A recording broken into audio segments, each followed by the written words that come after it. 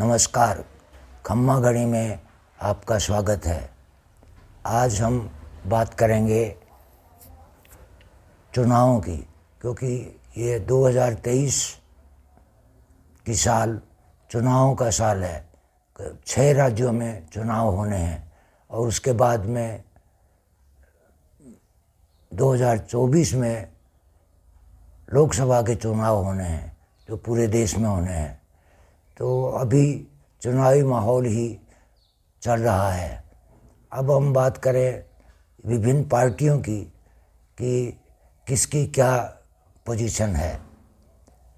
सबसे पहले हम बात करते हैं भारतीय जनता पार्टी की या मोदी जी की, क्योंकि भारतीय जनता पार्टी की बजाय मोदी जी का नाम से ही वोट मांगे जाते हैं और मोदी जी के कारण ही ये भाजपा इतनी ऊपर उठ पाई है कि वो बहुमत से और अपना राज्य कर रही है, सरकार बना लेती है। 2 टर्म हो गए मोदी के नाम पे ही हुआ है, लगता है तीसरा भी मोदी के नाम से ही होगा, क्योंकि मोदी के सिवा इनके पास और कुछ नहीं है। भाजपा की सबसे बड़ी जो ताकत है जो उसने बनाई है वो है कि सीबीआई उनके पास है, ईडी उनके पास है, आईटी उनके पास है। तो इसका वो भरपूर प्रयोग करते हैं कि जब भी किसी विरोधी दल के नेता कुछ बोलने की कोशिश करता है उसी के अगेंस्ट में ये लगा देते हैं और वो डर के मारे या तो भाजपा में शामिल हो जाता है या फिर जेल के शिकंजे गिनता है। क्योंकि नेता जो भी होते हैं उनके पास ज़रूर गलत कार्यों के पैसे भी होते हैं, चाहे वो सत्ता पक्ष के हों चाहे विपक्ष के हों, कभी वो सत्ता में रहे हों। और तो उनकी दौलत जो है वो 1 नंबर में नहीं होती, 2 नंबर में ज़्यादा होती है। तो ये बड़ा आसान काम है कि कभी भी सीबीआई या ईडी या आईटी कुछ भी छोड़ दो तो कुछ न कुछ निकल ही आएगा, चाहे वो बीजेपी के सांसद ही या वो क्या कहते हैं उनको विधायक हों, कहीं भी हो, वो तो कुछ न कुछ निकल ही आता है। जब आपने ये ठान ही लिया है कि हमें इनके पीछे लगाना है तो कोई भी पकड़ा जा सकता है। दूसरी उनके पास जो है आरएसएस है, जो कि बहुत ही बड़ा सुनियोजित ढंग से चलने वाला एक संघ है और उसका भरपूर फायदा बीजेपी को मिलता है और बीजेपी को क्या मोदी को मिलता है। इसके अलावा बजरंग दल है और श्री राम सेना है, ये सब उनके कार्य करते हैं। इस तरह की और भी संस्थाएं हैं जो हिंदूवादी कहने के लिए भरपूर प्रयास करते हैं। कार्यपालिका तंत्र भी उनके कब्जे में है, न्यायपालिका भी कुछ हद तक उनके कब्जे में है, क्योंकि न्यायपालिका के लोगों को, जैसे पहले मैंने बताया था कि न्यायपालिका के अध्यक्ष न्यायाधीश जो हैं रिटायर होने पे उनको राज्यसभा में मेंबर बना दिया जाता है या राज्यपाल बना दिया जाता है, यानी कि उनके जो बुढ़ापे का जीवन है वो आराम से कटे, इसलिए उनको ऐसा पद का लोभ दे दिया जाता है। निश्चित तौर पे जिनको इस तरह के पद दिए जाते हैं उन्होंने थोड़े बहुत फैसले मोदी के पक्ष में किए होंगे या भाजपा के पक्ष में किए होंगे। इसके अलावा मीडिया को उन्होंने बहुत ही ज़ोरदार ढंग से अपने कब्जे में कर रखा है।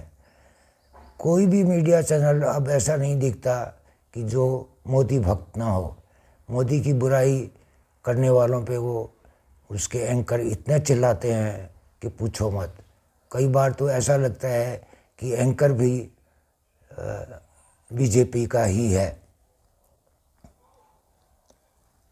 अन्य पार्टियों में भी बीजेपी तोड़फोड़ करने में माहिर है।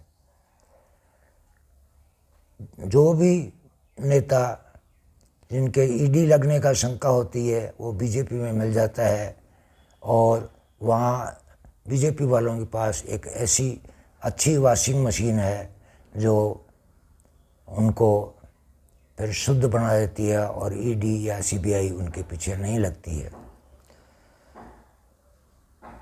श्री जयनारायण व्यास गुजरात के जो कभी मुख्य के बहुत ही करीबी माने जाते थे, बल्कि कुछ लोग तो ये भी कहते हैं कि उन्हीं की गाइडलाइंस में मोदी जी ने काफ़ी तरक्की की।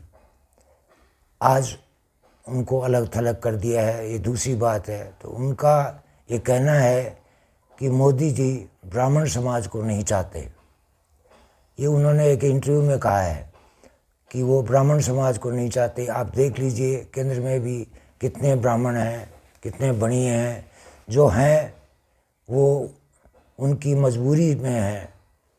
उन्होंने तो यहाँ तक कह दिया कि शाह भी साथ रखने का कारण है कि शाह उनके हमराज हैं, इसलिए उनको उनकी मजबूरी है कि उसको 2 नंबर पे रखते हैं वो। तो ये तो हुई बात बीजेपी की ताकत की। और बीजेपी ने एक और बड़ा काम कर रखा है कि उनके कार्यकर्ताओं की जो श्रृंखला है वो बहुत ही मजबूत है। देश से लेकर, स्टेट से लेकर, जिले, नगर, गांव, यहाँ तक कि बूथ लेवल पे भी उन्होंने पक्के कार्यकर्ता कर रखे हैं। तो ये उनकी सफलता का एक और भी बहुत बड़ा कारण है। अब हम बात करते हैं कांग्रेस की।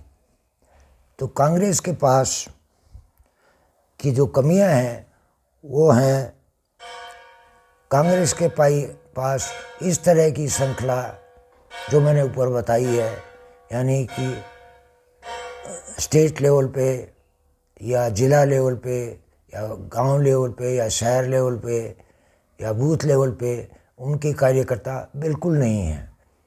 और यही एक सबसे बड़ा कारण है कि वो कार्यकर्ता ना होने के कारण से अपने वोटर्स को बाहर नहीं निकाल पाते या वो प्रचार भी नहीं कर पाते हैं। बूथ लेवल पे प्रचार होना बहुत ही आवश्यक है।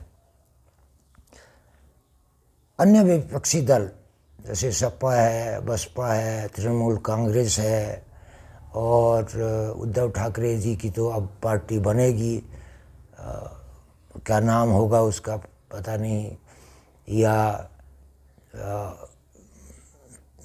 जो और पार्टियां, अन्य जो प्रादेशिक पार्टियां हैं, उन सब में दिखाव में तो वो एकजुट हैं। कभी एक आयोजन करके उसमें सब हाथ मिलाकर एक दूसरे को और नज़दीक बताने की कोशिश करते हैं, पर वास्तविकता जो दिखती है वो ये है कि वो वास्तव में एक नहीं है।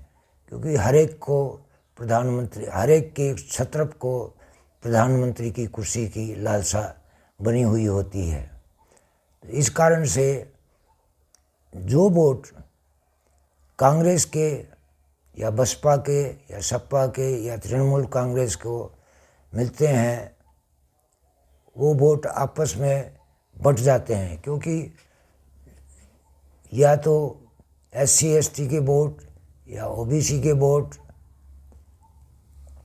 या मुस्लिम समुदाय के वोट, यही कांग्रेस, सपा, बसपा और तृणमूल इन लोगों के वोट हैं। और ये वोट अलग अलग बट जाते हैं, बटने के कारण से बीजेपी को सफलता मिल जाती है।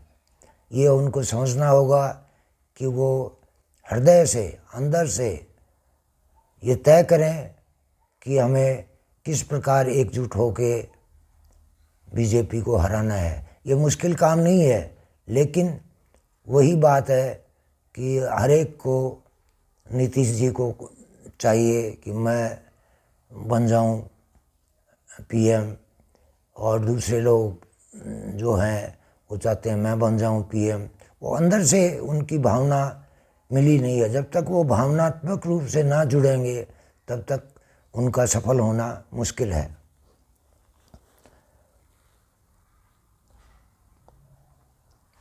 एक बात और है, खड़गे साहब को अध्यक्ष तो बना दिया, लेकिन राहुल गांधी की छवि को लोग कुछ ज़्यादा उसके नज़दीक ज़्यादा रहते हैं, और जबकि खड़गे साहब के पास कम, जैसा मुझे दिखाई दिया।